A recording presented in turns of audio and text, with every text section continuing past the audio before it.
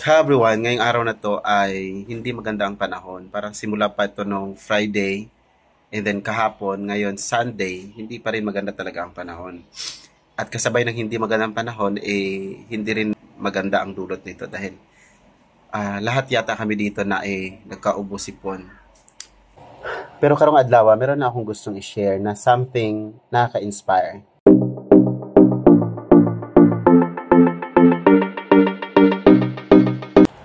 Pero bago yon, bakit nga ba hindi open yung iba sa konsepto ng kidney transplant? Pwera sa mga open pero walang sapat na kakayahan o walang donor kaya hindi makapagpa-transplant. Kasi marami akong nakilala and a reason ko bakit ayaw talaga nilang mag-kidney transplant kasi nga daw, masasayang lang yung kidney kasi nga mare-reject din naman daw. Nandun na tayo sa posibilidad na maaring nang ma-reject yung kidney natin. Pero kasi dumaan na rin ako sa dialysis and na-compare ko kung ano ang kaibahan ng dalawa, di ba? I went through dialysis for 1 year and 4 months.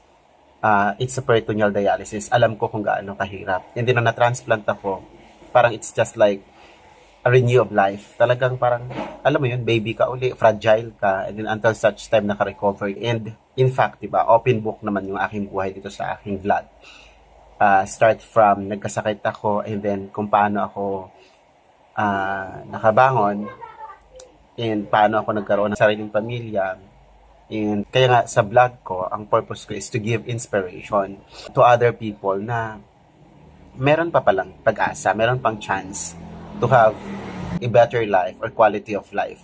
Hindi ko sinasabi na perfect talaga or normal na normal ka bilang isang kidney transplant. Hindi po. You have to maintain healthy living, healthy lifestyle. You have to keep yourself safe kasi nga 'di ba, shut down yung immune system. So doble ingat.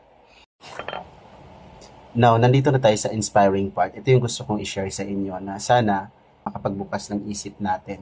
At isa sa mga nakilala ko na 20 years na siyang kidney transplant ay si Sir J. Ibo. Nag-post kasi ito si Sir J. Ibo sa KITAP o Kidney Transplant Association of the Philippines Incorporated or KITAP. Ito ay asosyasyon o grupo ng mga kidney transplant sa Pilipinas. Si Sir J. Ibo ay isang cyclist. Dalawa silang magkaibigan. Si Sir Alan at saka siya. Ang sabi niya, we are both kidney transplant. I am 20 years KT and my friend Sir Alan is 17 years KT.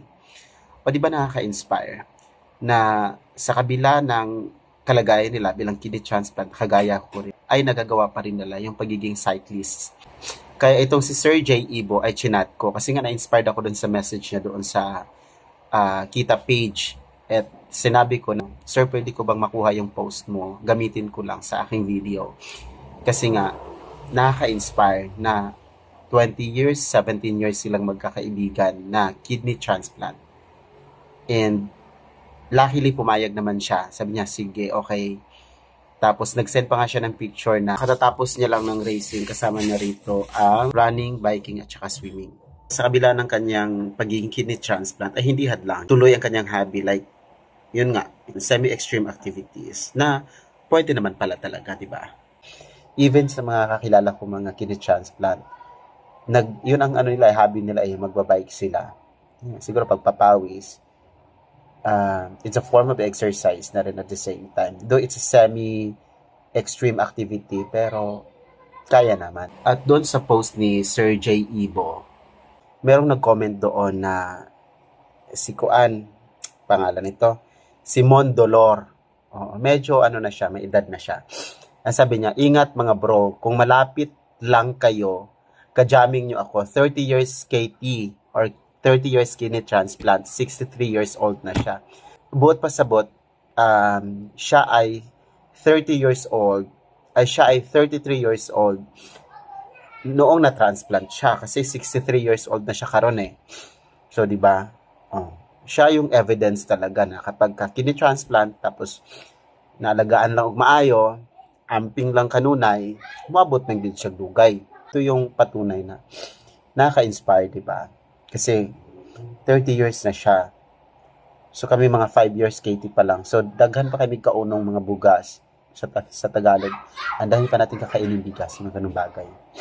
So one day, makilala ko is si Limon Dolor at saka si Sir J. Ibo ng personal para malaman ko talaga kung ano talaga yung story nila. Pag kini-transplant ka, hindi hadlang or dili hindrance nga dili na ka makatrabaho, dili na ka maka-exercise. Silang duha, sila yung evidence, yung totoong patunay, sila yung buhay na patunay na kahit kini-transplant ka, kaya mo pa rin gumawa ng mga semi-extreme activities, not to the extent ha. Pero ang sabi lang niya sa akin, kasi chinat ko to, minessage ko to. Yang giingon sa kuha kasi habang nag-chat ming duha kay ako, mong siyang gi-chat, ang iyan lang yung giingon sa kuha nga, dapat dili magpabaya sa gamot, tapos dapat dili magpabaya sa check-up.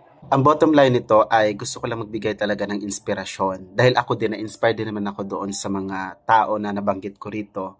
Like Sir J, Sir Alan at saka si Sir Dolor. Di ba nga kasi sila ay mga kidney transplant na matagal na.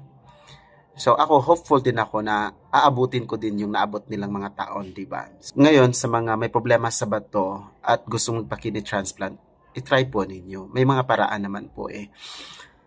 Buksan po natin yung mga isip natin na malay mo one day matransplant ka at hahaba din ang buhay mo o di kaya'y hahaba rin ang buhay nating lahat kagaya ng mga nabanggit kong tao na buhay na patunay na ang kidney transplant ay hindi nakakasama kundi nakabubuti po para mabigyan tayo ng another chance na mabuhay pa ng mas matagal. Salamat po.